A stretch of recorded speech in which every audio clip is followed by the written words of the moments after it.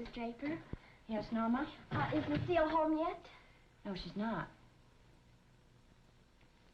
Well, we've been having a terrible argument of some kind, and... Well, could I wait for her? I have to talk to her about it. Yes, Norma, I think you better come in. I have something to say to you. Is that the bracelet? Why, yes. Norma, I told Lucille she's not to invite you to this house ever again. And she's not to go to your house. I told her to tell you, but I guess she's too embarrassed. I don't think she realizes that not telling you is far crueler. Why? Well, what did I do? Norma, you came into this house under false pretenses. You pretended to be something and you aren't. Now that's not honest and it's not nice. And I don't want Lucille to be friends with someone who pretends to be something they aren't. What am I? I wish you wouldn't try to embarrass me this way. I don't know what you mean. I just don't know. Really, I don't know. I'm talking about the fact that you're Jewish. I'm not Jewish. Norma, I like you very much, but you're behaving very badly now. And you're far too intelligent not to know what you're doing. Now, I understand your reasons. You and your family were here alone in this town a long time. You felt isolated. But now that Dutton's Park is built up, you have enough of your own kind. Mrs. Draper, You don't feel isolated anymore. And you don't feel you have to hide anymore. But why? And you think because you and Lucille are friends that it won't make so much of a difference if we know now. And it does make a difference, dear. Now, I don't want to be cruel, Norma. But realistically, you must make friends among your own kind. Do you understand me now, dear? And you must understand, I have to protect Lucille. I want you to understand my position. This is very difficult for me.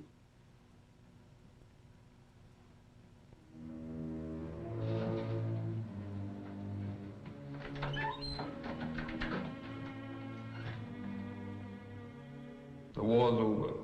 This kind of thing doesn't happen anymore. So the best thing to do is forget about it. I'm not going to tell you what to do.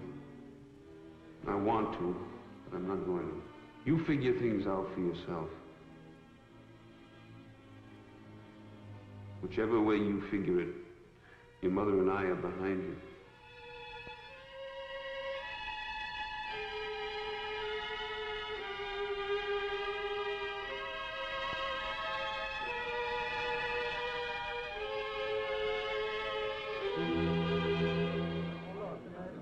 Good evening, everyone. Meeting come to order, please. Tonight, we have a surprise speaker. Some time ago, I received a visitor in my office, a young lady who was brought to me by a teacher. This young lady brought with her a diary, and she allowed me to read certain portions of it. And I must say, I was shocked by what I read there. She raises a question which is of great importance. So I've asked her to read her diary to us, and she agreed. I present to you Miss Norma Davis.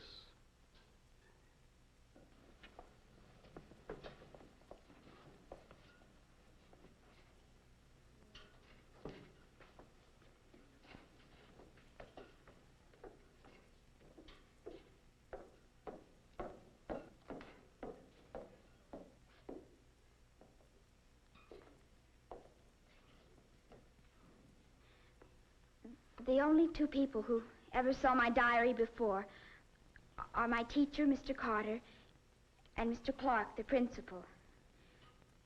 But I thought that I should read some of it to you because some things have happened to me. And the best way to tell them is the way I have them put down for myself. If anyone had ever told me that these things could happen to me, really, I wouldn't have believed them. So I don't know if you'll believe me. But I think this is important to think about. Because you don't get rid of things just by not thinking about them. You have to do something about them. The main thing is that young people like myself are growing up very fast. And pretty soon we'll be grown up and this will be our world and it'll be what we make it. And whatever we'll be is whatever shape we're made into by our parents. And so we have to worry about the world and our parents have to worry about us. And, well, I don't know, maybe when you hear what's written in my diary, maybe you'll think it's fine and that's the way things ought to be. But I think it's not fine. Oh, I asked everybody, and really, I'm not that important. But I just have to hope that I'm right. And that whatever happened, nobody really thought about it. Anyhow, you have to make up your own mind.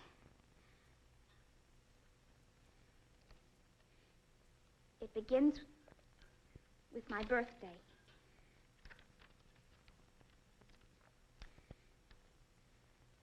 This is the best birthday of all, bracelet.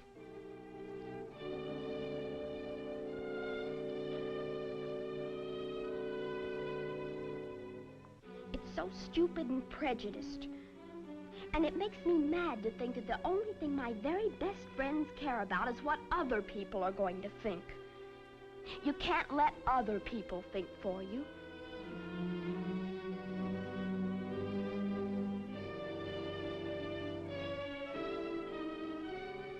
I feel so badly about Lucille and Wendy.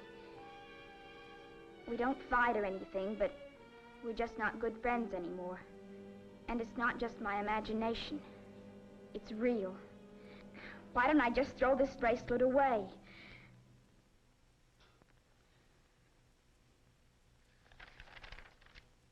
Oh, these pages are just personal things.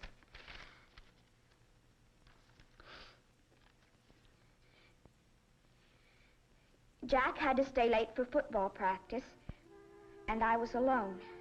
I tried to find somebody to have a soda with, but nobody would even sit down and drink an ice cream soda with me. And it isn't just Lucille and Wendy either, it's everybody.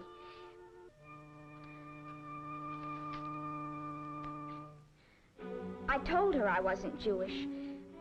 She must have heard me, but I don't see how she could have, because she just went right on with her ideas as if I'd never said a word.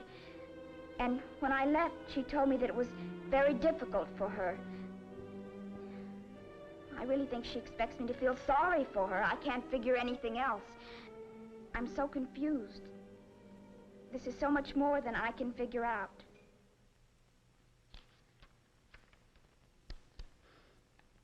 It's all arranged. I have to read you, diary, in front of everybody. I hope I don't hurt Mother and Daddy,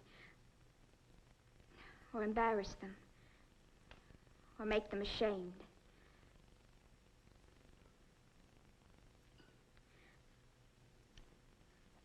I don't mean to be defiant or anything, but I would like everybody to know that I'm going to keep on wearing my bracelet. Always.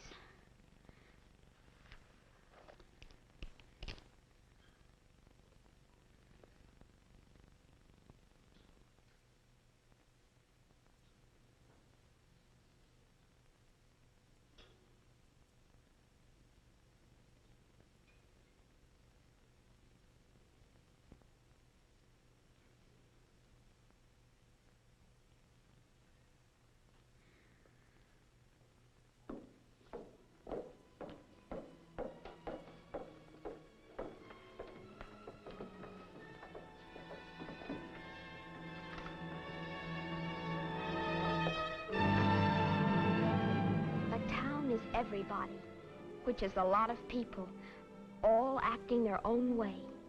Everybody doesn't change, but one by one, people do. Some change more into what they were, and some are ashamed to be the way they were, and their pride is hurt.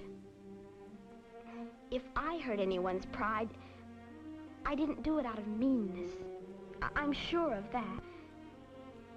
And if I pleaded for more understanding, I didn't do it either because I'm a friend of the Jews. It's not that. I'm just not an enemy of anybody.